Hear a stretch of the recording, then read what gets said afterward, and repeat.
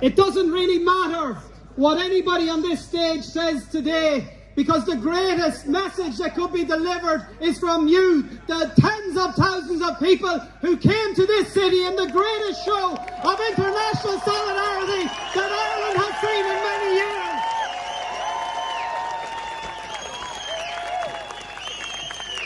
It is a message that says the Irish people have stood with Palestine before. It is a message that says the Irish people stand with Palestine today. And it is a message that says the Irish people will stand with Palestine always. It shouldn't be controversial to say that the life of a Palestinian child is worth the same as the life of an Israeli child.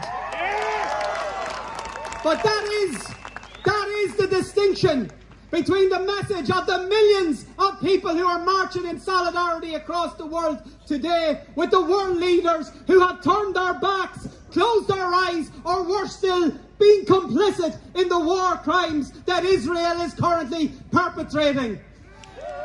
And it shouldn't be controversial to condemn a war crime regardless of who it is that is carrying it out.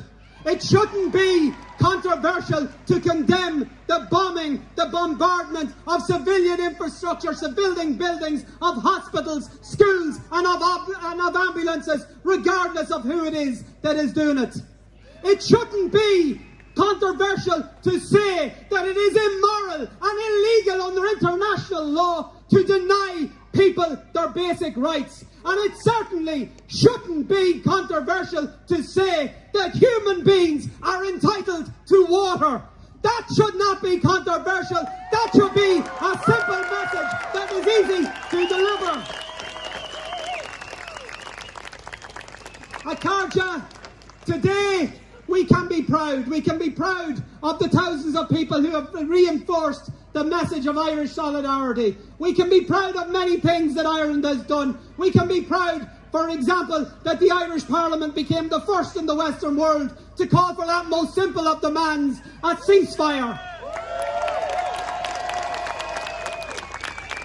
But we should also be ashamed. We should be ashamed that we're among the first to do so. We should be ashamed that international leaders across the world have refused to call for an end to the bombardment, an end to the siege, an end to the occupation, an end to the apartheid, an end to the butchering of innocent Palestinian civilians.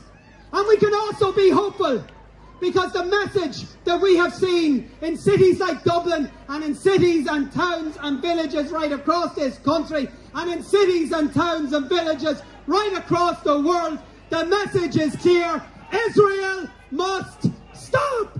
Israel must stop! We must stop! We must stop the genocide!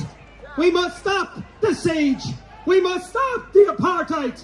We must stop the annexation!